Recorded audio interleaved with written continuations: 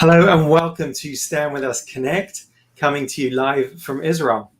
Thank you for joining us. It's great to connect with you.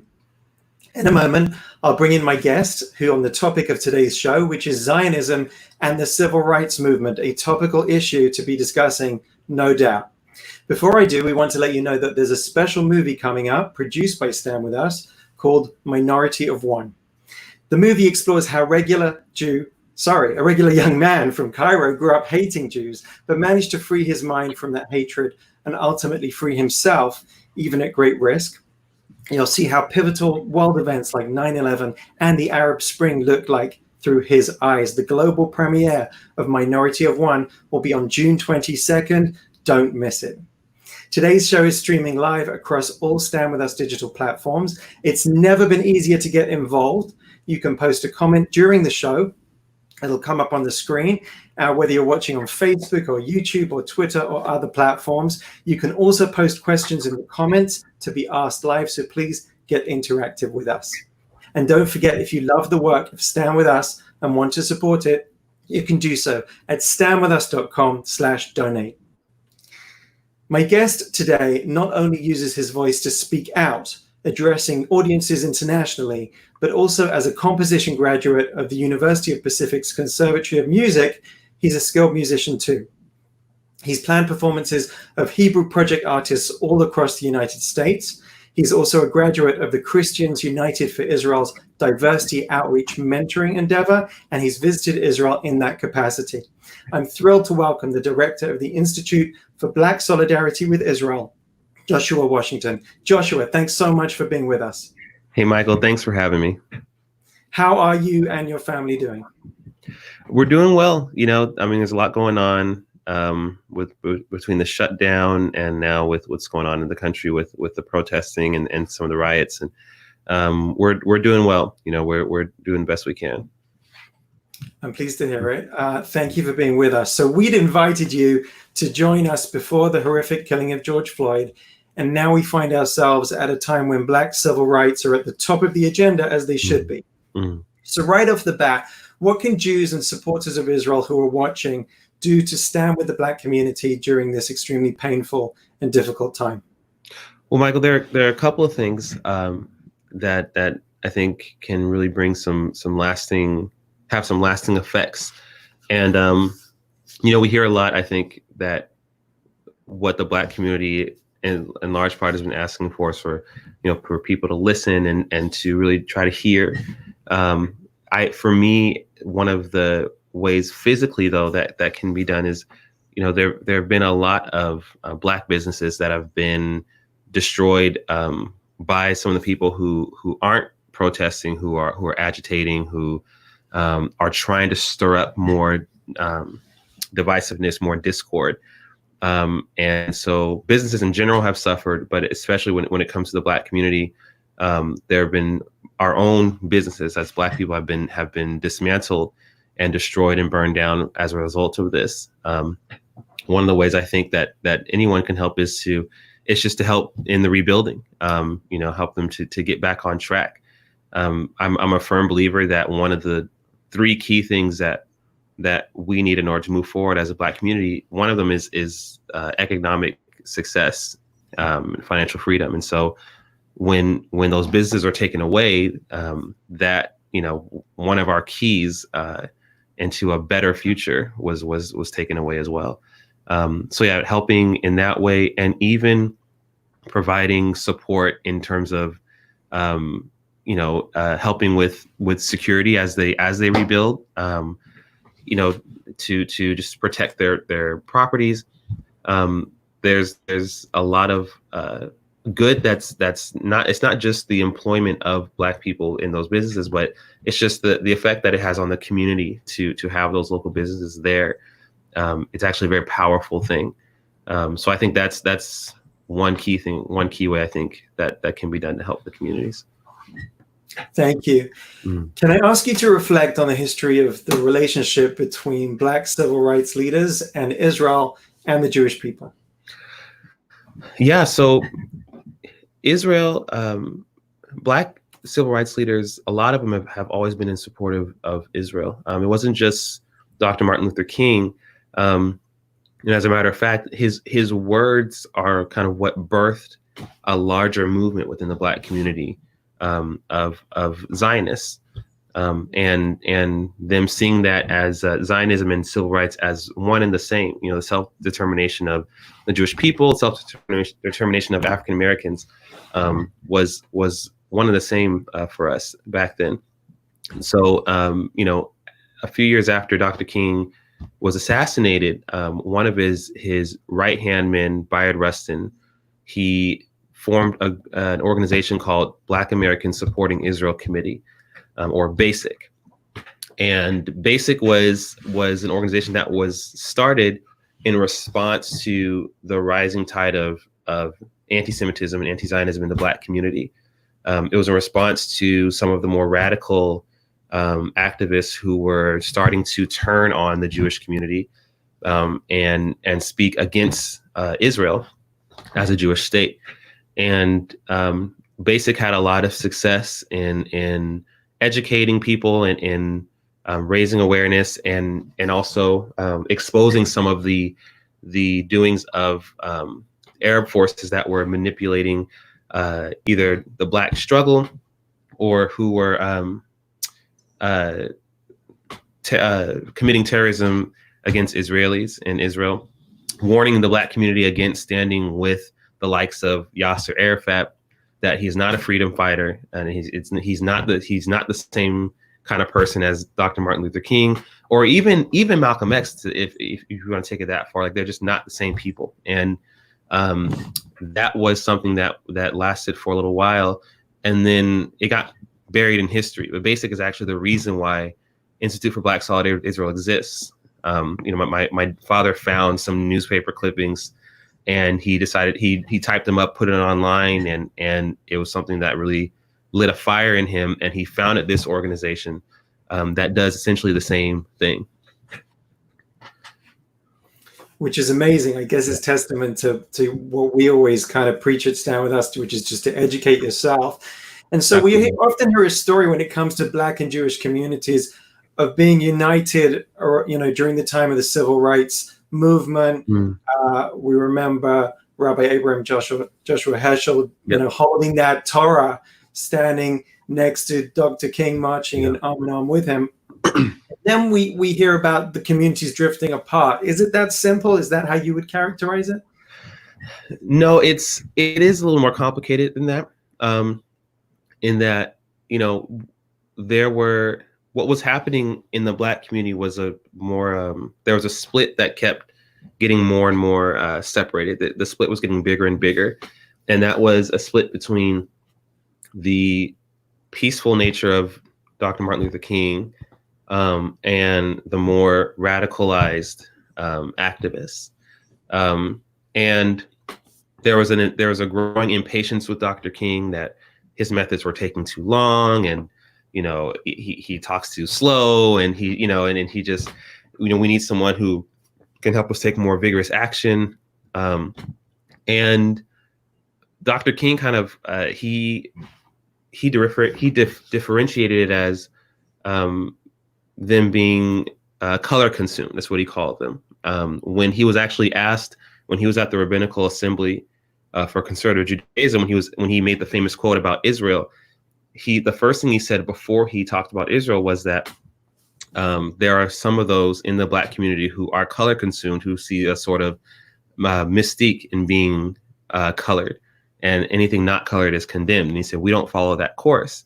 And what I believe that he was warning us of if we just see things through the lens of color, and like he was saying, he had a dream that we didn't see things based on the color of their skin. That if we were to do that as a Black community, then it makes us malleable for any kind of agenda. I mean, if we look at things through the context of color only, then it's really easy to get anyone to believe what you want them to believe, because now, you know, you can just frame it in a certain way. And so what was going on in the 60s and the 70s was you had this organization called the Student Nonviolent Coordinating Committee, which was responsible for a lot of forward movement as far as civil rights in the Black community.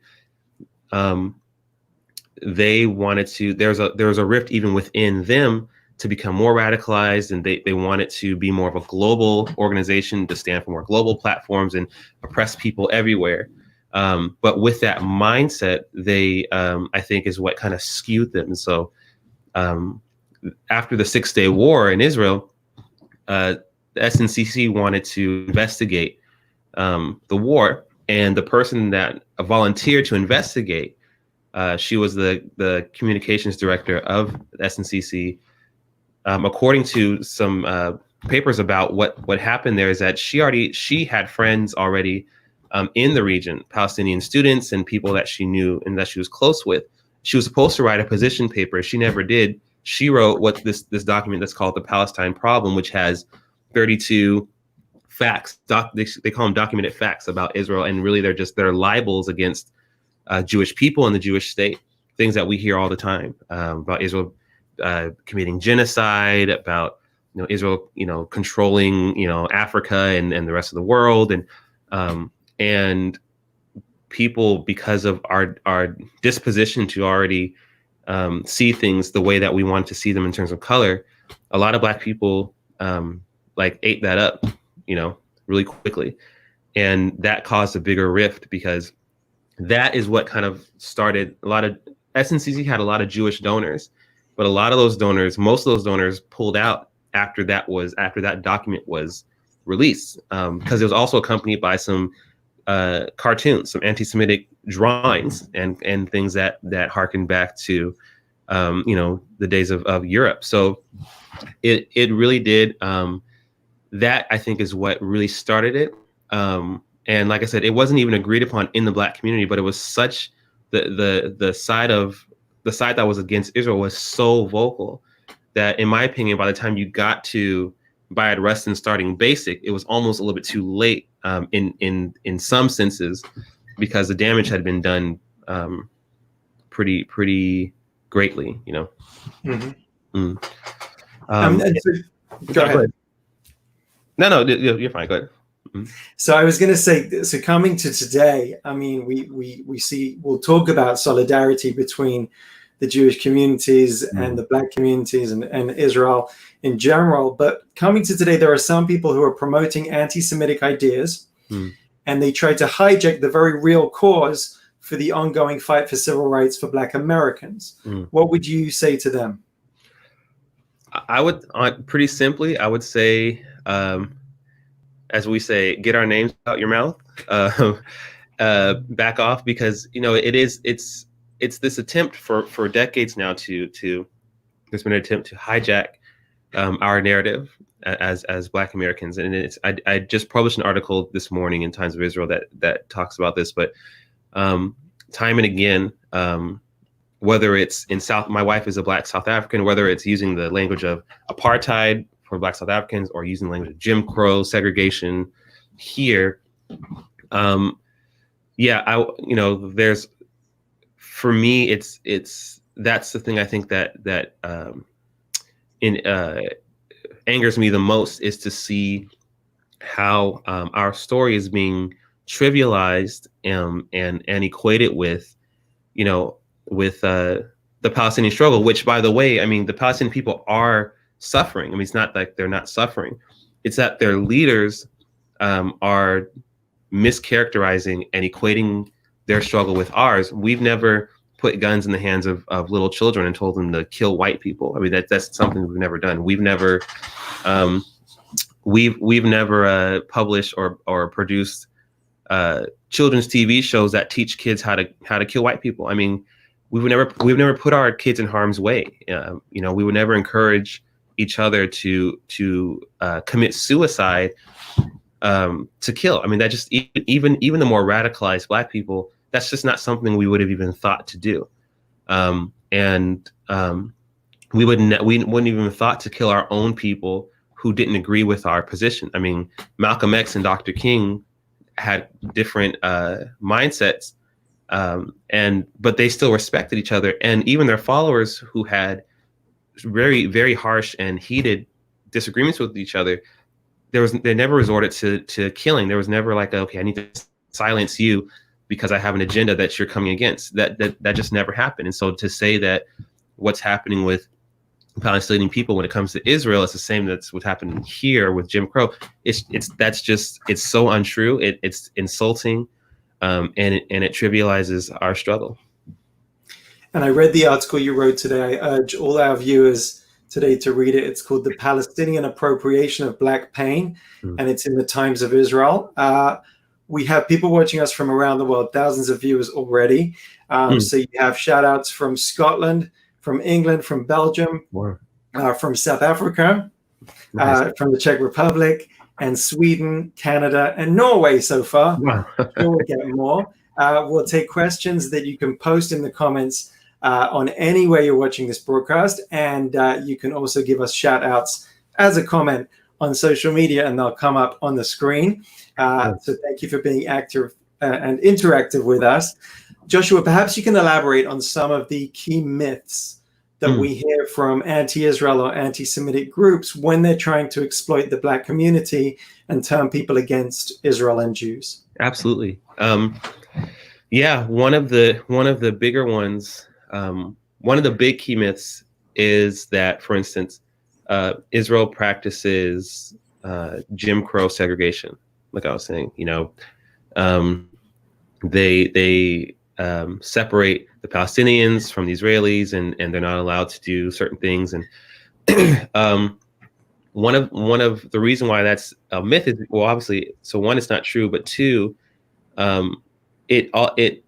problem with that statement is that one, it assumes that Israelis are all light colored, and that's kind of how they try to keep the narrative that no, all Israelis are. They hail from Europe. Some people say that they're fake and they're not even from the Levant in general, like they're from Europe, which is not true. But the myth is that all Israelis are white color. They look like white people from the U.S. and then the Palestinians are brown, and so they're oppressing the brown Palestinians, and just like it's happening here in the U.S. or just like what happened here in the U.S. with Jim Crow. So the first thing that's not true about that is Israelis come in all colors. I want to say all shapes and sizes. And also true. Yeah, and I mean, there are Jews from all over the world that are in Israel that look like from those places in the world, from India, Burma, from Ethiopia, from China, from South America, and also obviously from other parts of the Middle East. So that's firstly, and then secondly, it's very simple. Palestinians enjoy the same freedoms. Palestinian citizens in Israel enjoy the same freedoms as Israelis do. That doesn't mean that there still aren't issues or societal things that go on there that needs to be worked out. But one of the major differences is that with Israel is that where there are inequalities or there may be things that aren't fair, the people are free to speak out about these things. They're represented in government. They have people who speak for them. They can protest in the streets, and that's, to me, something that's very important, which is one of the reasons why we were able to come as far as we have as Black Americans, was that even though it was very vicious for us, one of the things that Dr. King used to hold America accountable was the Constitution. Like it wasn't like he had to make up something. He was like, no, we're not living up to the ideals that we set as a country. And I think that's very true in Israel, is that you can actually use the ideals of Israel as a standard to hold Israel to, which is what I think a lot of the Israelis do. And that is, to me, is nothing like Jim Crow segregation. I mean, there's really nothing that resembles anything like that has to do with segregating based on the color of their skin. You even see, I mean, when I've been in Israel twice, and my second trip there, I got to stay an extra couple of nights, and I stayed in Jaffa in a hostel there, because I was going to speak on I-24 News. So I was staying for an extra day. And I remember there was like a party. I don't know what was going on, but there's live music outside. I looked out the window. People were having fun. They were eating, they were drinking. And I just noticed just a huge swath of like different ethnic backgrounds, different colors. And it looked like my neighborhood. Like people were hanging out. And I was like, hey, this would not have been possible under Jim Crow. Like it would be underground, first of all, if this were to happen. But secondly, if we were to have a party like this, we would all be in jail. White people, they would be called names for hanging out with the black people, and the party would have been broken up, like, immediately, and that would have been the end of it. But that was clearly, it was just people hanging. And I said, I really wish people could see this side of Israel more, because it really is just a place. Like, it's a very special place, but when it comes down to the people, they're people like people all over the world. It's an important message, and I hope that more and more people will get an opportunity like you did to come and visit Israel. Dan is giving us a question from New York. He says, coming from a strong Christian faith, how do you connect with and encourage secular people to support Israel? Well, one of the things that I believe is that even though as a Christian, standing with Israel is something that is not only important, but a mandate for me as a Christian, that when we look in the scriptures, that it's very clear. The case for Israel is so strong that you don't have to use the Bible to appeal to people about the state of Israel. I mean, one of the things I can talk about the most, especially with my wife, is Israel's relationship to Africa, and how Israel does more for and with Africa than any other country. And I still hold that opinion, because I haven't seen any other country that works with Africa the way that Israel does. And their relationship to even Black Americans, some of the Israeli scientists and doctors who have dedicated their lives to. Dr. Scaresi is a doctor in Israel who devoted his life to studying why it's escaping me now. I think it's a kidney failure, but I have to look it up. It's a common disease. It's a common thing that Black people in America have, and he wanted to know he found out what caused it, and he's working on a cure for it. Just because, I mean, he's not no one was paying him to do this. He saw a problem and he wanted to solve it. There's so much that Israel does in terms of justice, in terms of humanitarianism, that is unparalleled with other countries. That when you talk to people about that, even amongst the Palestinians, even the Palestinians that don't live in Israel, there are things you can point to. I mean, SodaStream was one of the bigger ones before the whole controversy. There are thousands of Palestinians who were employed from the factory that was built. And that wasn't even, and correct me if I'm wrong, Michael, but that wasn't even in the land of Israel. That was well, this was in Judea and Samaria, where the factory was. Now the BDS, the boycott movement, right, targeted SodaStream, which is actually, as you rightly point out, an example of a place where coexistence reigns. There's so many places like that in Israel. And in the end, the factory moved. So it still employs Arabs and Jews. It's just based in the south of Israel now. Right. It's still an amazing story and something amazing to see. But such a shame that something beautiful like that's an example of coexistence, got essentially targeted in such a high profile way by people who really mean destruction, and it benefits no one.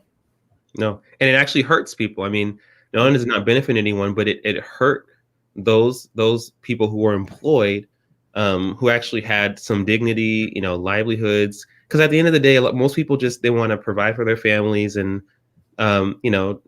pay their bills and have a good time. I mean, and that's one thing I learned from being in Israel too, was that a lot of most people, they're not interested in the conflict. Like on the ground is if it could be over tomorrow, they'd be happy and they would just do what I'm doing, which is I'm working, I'm doing music, I'm spending time with my family, and this fight continues to disenfranchise usually the Palestinians, and just because of their own leaders, need it to continue on, so that they can prop them up and use them as pawns and victims, to delegitimize Israel. But all you're doing in the process is hurting your own people, and who are just there. I mean, they have no choice, really. Joshua, you've spoken up vocally against anti-Semitism and anti-Semitic acts. Why did you feel it was so personally important to do that? To speak up against, you said anti-Semitism?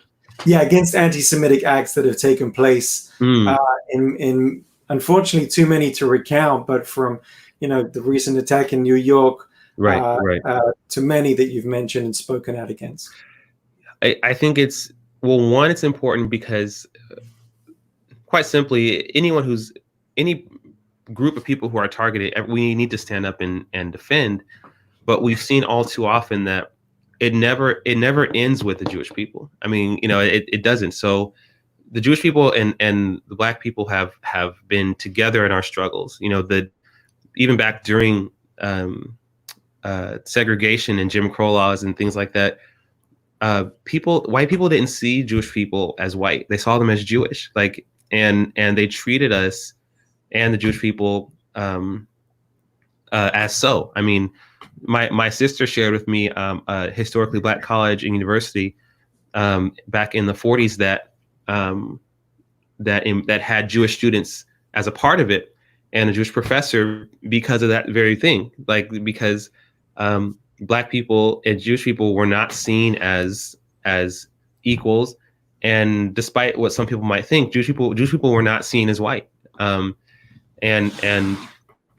so that's one. But then the other thing is, it's important. I mean, anyone who looks at a group of people being targeted and discriminated against, who kind of shrugs it off because it's not them, it sets a bad precedent. Eventually, it is going to be you, and it also it subtly condones it. It really is a subtle, I think this is fine because whatever. And so one of the biggest struggles I've had, especially with what was happening in New York this past year, was friends of mine who were kind of passive aggressively excusing what was going on.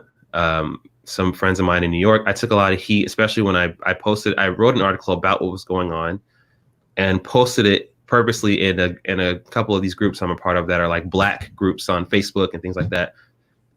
Most of the comments were just trying to rip me a new one and trying to explain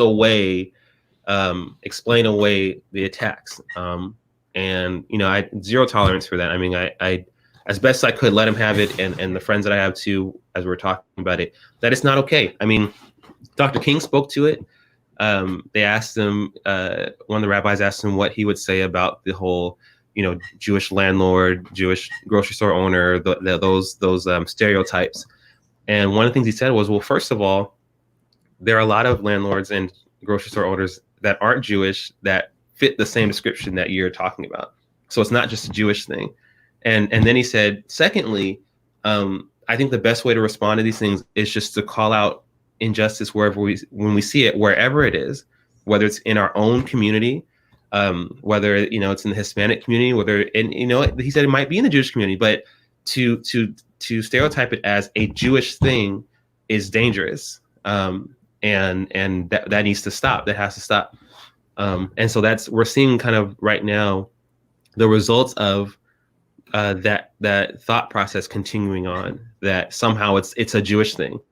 When it isn't. And so it's important to speak out against it, because it doesn't take long for it to become, now it's a Christian thing, now it's a Black thing, it's a women thing or whatever. I mean, that's how it starts. If we don't say anything now, then we're opening the doors, we're opening the floodgates for discrimination, to be okay.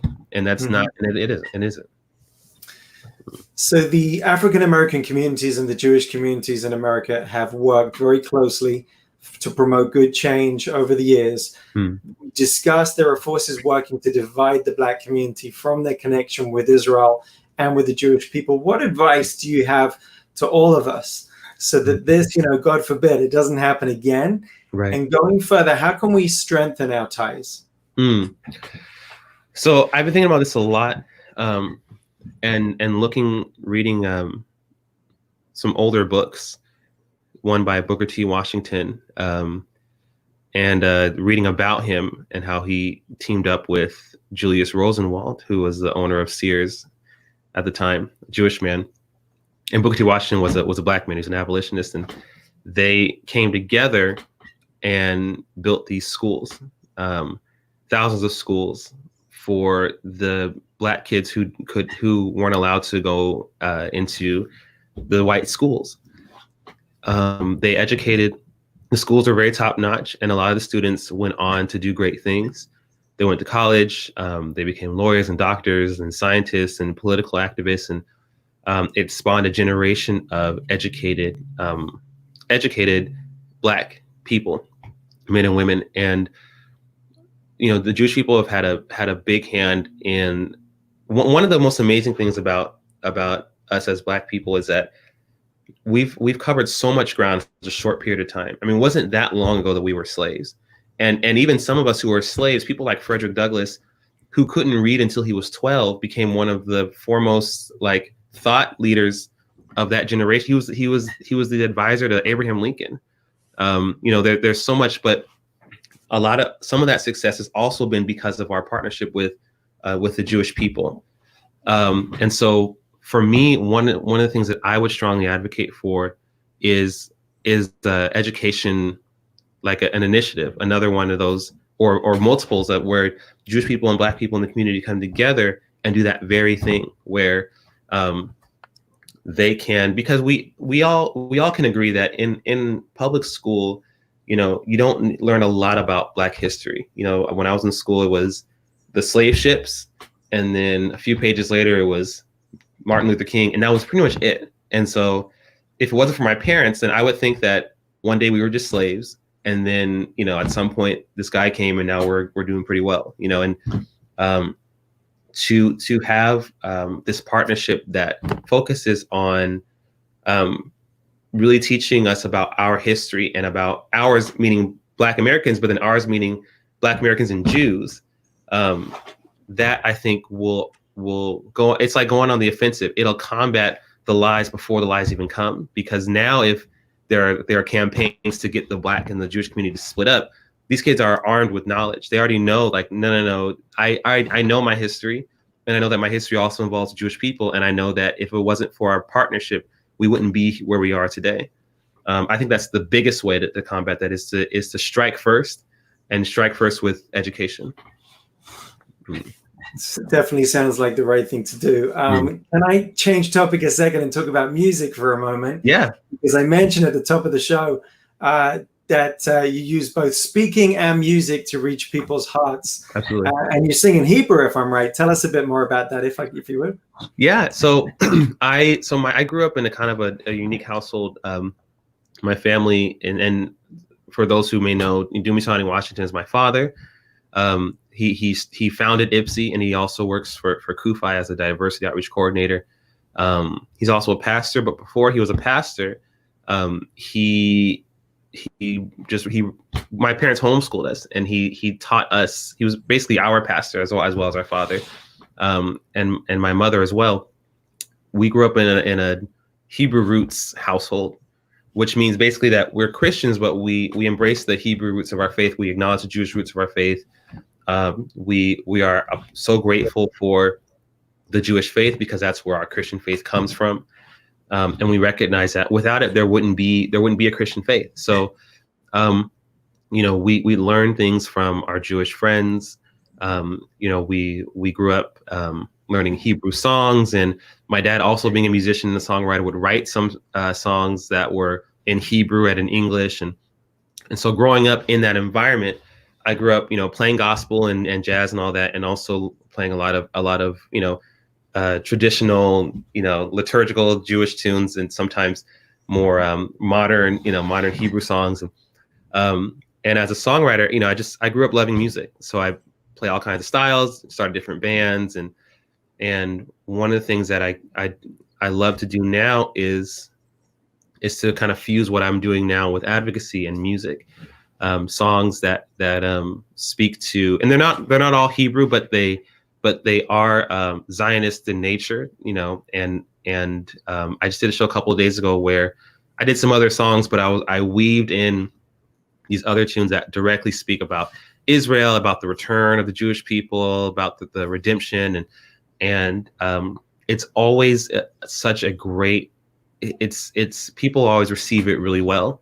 Afterwards, they say, "Man, that one song was that an original?" I mean, it really lifted me, really spoke to me, and more and more now, I'm having conversations with people about Israel and about the Jewish people, and even questions they might have about more controversial things like the Black Hebrew Israelites, like what's that all about? And I feel honored to now, as an artist, to be able to speak on that to them, and not have those worlds separated, because they're separate for a while. But now having them come together, I can still advocate and have these conversations at shows. And I think the music, in ways that we don't even understand, kind of softens their hearts to have those kind of conversations. And I'm really grateful for the ability to do that as well. Amazing. Keep the music going. We've got questions coming in from around the world. You can keep them coming in the comments. We'll try to get to as many as we can. This one is from Jason in Manchester. He says, was Dr. King pro-Israel? Was he pro-Palestinian? Was he both? So, great question. And in the article I wrote, I addressed it too. So Dr. King was very much a Zionist. There's no doubt about it. Some people try to dispute it, and say, no, he'd be against it. No. First of all, he made his comments after the 1967 war, which is where everything got kind of controversial. He spoke these things in response to actually the whole the document I was telling you about that SNCC published. He spoke in response to those things. So he wasn't ignorant of all that. He saw that and he said, okay, no, let me say this about Israel. Was he pro-Palestinian? He was. He said three big things, and we usually focus on the one where he says Israel is an oasis of brotherhood and all that, and that is very true. Before that, he said that there are some in the community who are color consumed, which we talked about. And then after that, after he spoke about Israel, he said that we have to see what peace for the Arabs means as well. And then, I mean, Palestinian wasn't really a term that was coined yet. But when he was saying Arabs, he was talking about the Palestinians. And he said that peace for them means the economic freedom that they so desperately need. And he said that there needs to be some sort of a Marshall Plan to help the Arabs climb up the ladder of the economic ladder, he said. And the Marshall Plan was aid that we gave, the U.S. gave to Western Europe after World War II. We gave them about $15 billion after the war to help them rebuild.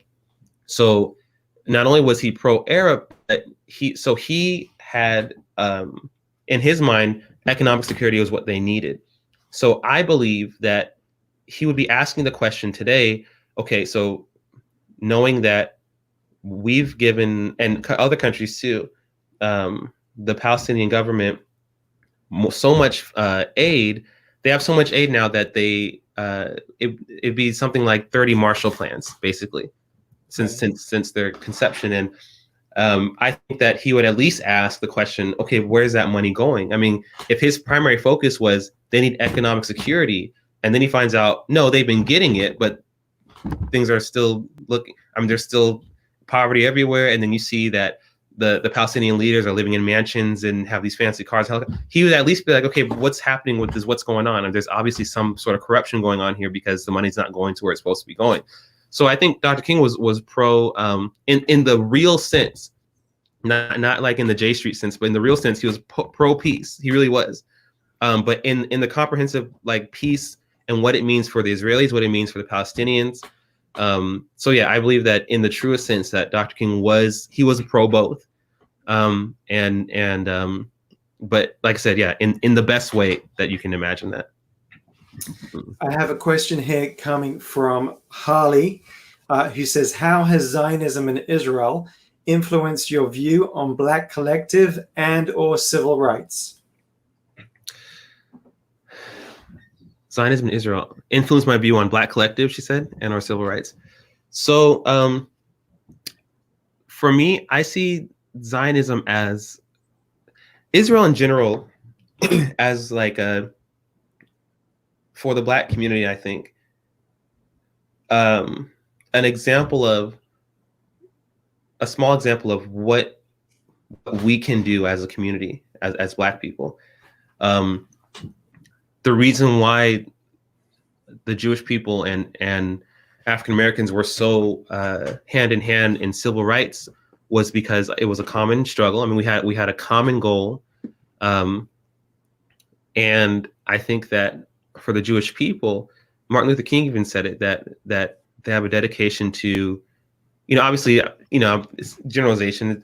It's not everyone to a person, but what Dr. King noticed was that the Jewish community has a commitment to family, to faith in their community. And he was saying that that's something that if we as a community would focus on, we could, nothing would stop us. Nothing could stop us. And so Zionism to me is like the logical conclusion of like Black civil rights. I mean, that's like not necessarily, forming our own, like returning to Africa and having our own state or anything, but the sense of this, okay, insular, this is how we respond to anti-Semitism. We're going to band together. This is how we respond to racism. We're going to band together. It's something that's inspiring to me. And within the Black community, we're still working on that. There's still harsh, more so than disagreements, because there's nothing wrong with disagreements, but we're still working on that, coming together part despite our differences, and knowing that, not to be cynical, but when it comes down to it, we have to be in a position where we can all sustain each other, and not rely on any person or any entity to help us. And I think that's something that the Jewish community has done many times over. And Zionism, like I said, is one of the biggest. The return to Israel is one of the biggest ways, and I think that we can really glean from that. You have shout outs, Joshua, from Norway, from Germany, from Brazil, and from Panama. So I'm calling those guys out. Thank you for watching, everybody. Yeah, thanks, you guys. Question here from Cody in Denver. He says, how did you feel when you saw an image of George Floyd with a photoshopped keffiyeh, a Palestinian scarf? I was enraged. It's funny. My father is a lot more animated than I am. He was yelling and screaming, and I wasn't yelling and screaming, but I was enraged. And I addressed that in this most recent article as well. It's the hijacking. I mean, I saw signs, even back to what happened with Eric Gardner when he was choked to death by the police officer in a chokehold. Signs coming from the Palestinian territories, protesting, saying, we can't breathe. We haven't been able to breathe since 1948, things like that. It makes me angry. I mean, it really does. Those are not the same things. It really is not the same thing. And to play on that, like I said, and I want to be careful to say too, not to beat up on the Palestinian people, because I do recognize that there are some of the Palestinian people who believe what their government tells them. I have a couple of Palestinian friends who now live in the West Bank, who say that when they were growing up in Gaza, they believed that Israel was the root of all their issues.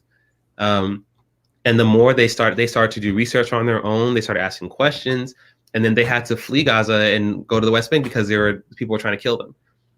And because they were like, okay, I don't see how the calling us refugees for generations and generations is Israel's fault. Like, you guys are doing that, and okay, how are you guys getting these billions of dollars every year and we're not seeing a cent? Like, nothing's changing over here. And so I'm not beating up on the people, because I know that they are the real victims in this. But as far as what it comes from the Palestinian leadership, it's very intentional. The messaging, it's very intentional to hop on a very heightened emotional time where everyone is sad, angry. Maybe for some people there's trauma that's coming back for them. I remember when I was a kid, I saw my cousin. He was older. I was like 8. He was probably in his 20s. The cops thought he was someone else. We were at a rehearsal dinner for my uncle. He went outside to his car to get something, and they threw him down on the ground and put guns on him. And I remember thinking, am I going to lose my cousin tonight? And they wound up letting him go because it turns out, it wasn't him, but he just looked like someone who robbed a gas station. And I was like, okay, well, even if you robbed a gas station, what are all these guns? What's the point of these guns? So there are people who are really hurting, and then opportunists, like I said, the propaganda hops on that and tries to attach, and it works because the more that happens, the more you hear things like, well, Israel. So now that you might believe that Israel's so terrible, now I'm going to tell you that Israel actually trains some of the police force in the U.S. And because you think Israel's this kind of way, you're automatically thinking, okay, well, that's where it comes from. So obviously, Israel is the cause of all this racism in the U.S. I mean, really, it's tying everything to anti-Semitism, when in reality, that's not the case. And the Palestinian peoples, their own leaders are the ones that are oppressing them and using them for money, to look a certain way, and really just, and at the end, it really is just to exterminate the Jews. I mean, that's really what the end goal is. And it's not, so using George Floyd, we had the keffiyeh on and he had the flag behind him. Yeah, that is not only is that wrong, it's evil. And it toys with emotions in a way that is so conniving, that it almost made me cry just to think about how the people that it's convinced. I mean, I'm sure there are people who look at the photo now, and for them, that's it. That's all they need to hear. And they'll never go to Israel. And if they ever see an Israeli, they're not going to talk to him. If they ever talk to a Jewish person, they're going to be hostile. I mean, it's such an evil game. And that's why IBSI exists, to expose that and to direct people's anger in the right direction, to point it to the people who are actually perpetrating this stuff. And I should say we have a resource called 7 Stolen Narratives. I'll hold it up over here so you can see. It's how anti-Israel propagandists hijack other people's stories. So it talks about 7 different narratives, including the civil rights struggle of African Americans and how it gets appropriated by anti-Israel activists. It struck me that in this instance, there almost wasn't a beat between what happened and that accusation, that somehow Israel was to blame. When the truth is that any quote, first of all, there are dozens of countries that have police cooperation with the United States. Right. The only one that's get that heat was Israel. And the fact is that the training that Israel does is counterterrorism. It saves lives. It's nothing to do with community policing. Right. It was really sad to see how quickly anti-Israel groups were ready to spread that libel. Yeah. Absolutely. Yeah. Okay. So I've got so many questions here, and we have limited time. I want to ask you. Let's get to one of the questions I'm being sent over here. Okay. So Donna from London is asking to hear a little bit more about the Institute for Black Solidarity with Israel. That's IBSI. We had a little bit, but maybe tell us a bit more. Sure. Absolutely.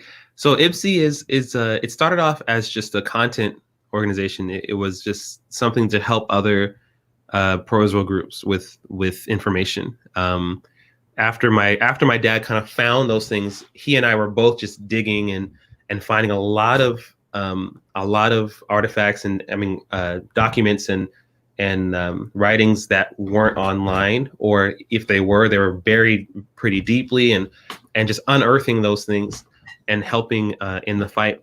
And IBSI now is growing to, we do a lot more events as well.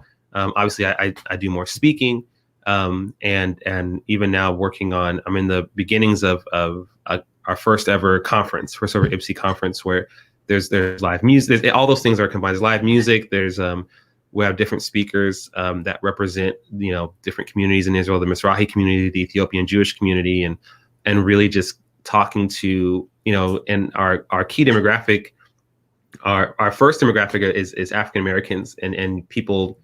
Millennials, people my age and younger, whose thought processes are still being shaped, and they have this desire to bring real change. They're tired of seeing the same cycles, and they don't know what's going on. So really to help them see what's going on, and to make Zionists, to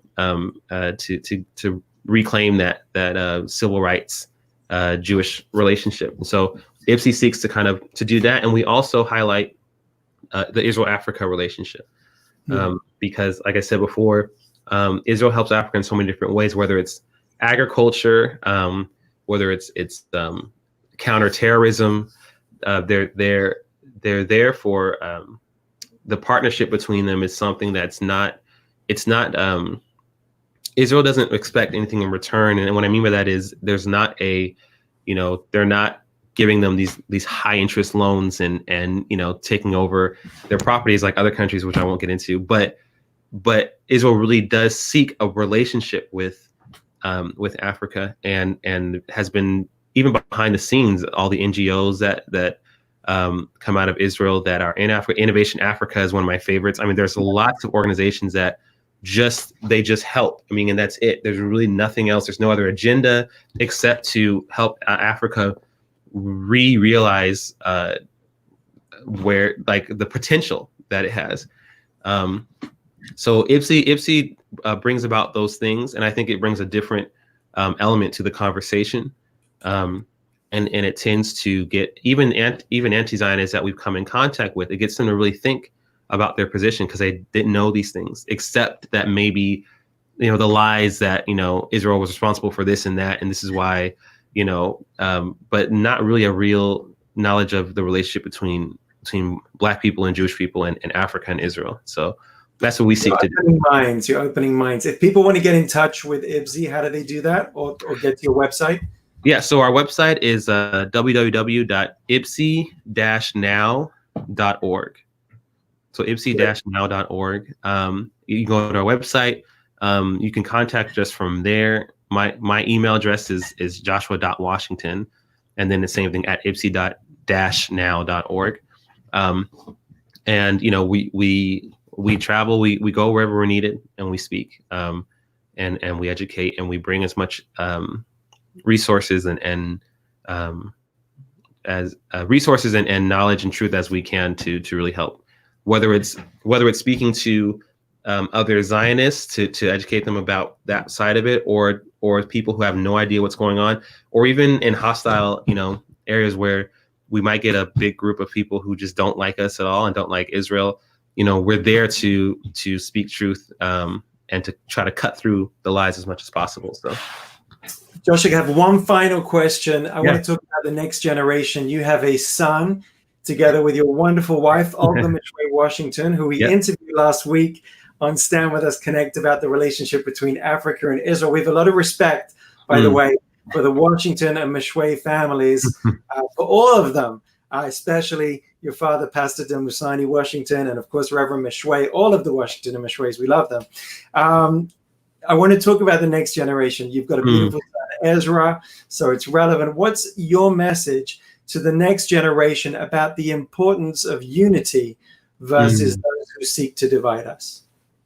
So the importance of unity. So my message to the next generation is actually kind of simple, and I think it's lost on us largely right now, which is why we're in such a fight, is to seek the truth and speak the truth. I mean, that's really what it is. It's there's something to be said about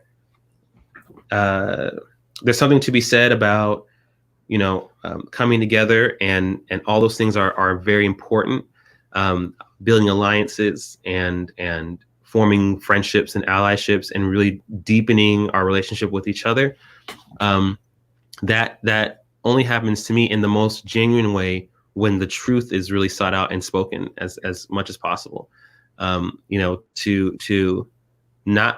be afraid to be on your own for a while if you're speaking the truth, because you will find the right friends. You don't want the kind of friends who are friends with you because you're saying what they want you to say, because the moment that something happens that you really can't go along with, they're going to desert you. You gotta stick to your principles. So yeah, to the next generation, I would say, no matter what you see in front of you, no matter what you're bombarded with on social media and on the news. As a matter of fact, sometimes because of the fact that you're bombarded with it might mean that that's not what's happening, and that's not the case. Always be skeptical of if you're surrounded with the same information. Dig deeper, and don't be pressured into doing or saying something that you don't feel like you have a good handle on yet. Do the work, educate yourself, and then once you are confident in what the truth is, speak it. Don't be afraid to speak it. It's such an important message. I pray that in the face of those who may seek to divide us, we only grow our solidarity. Josh, yours is a message of unity between Jewish people, Black people, America, Israel. And that's why your voice is so important in our world today. Thank you so much, Joshua Washington, for being with us. Thank you, Michael. Again, I really appreciate Stan with us for having me, and it's been a great time. It's been a great time now. Thank you so much.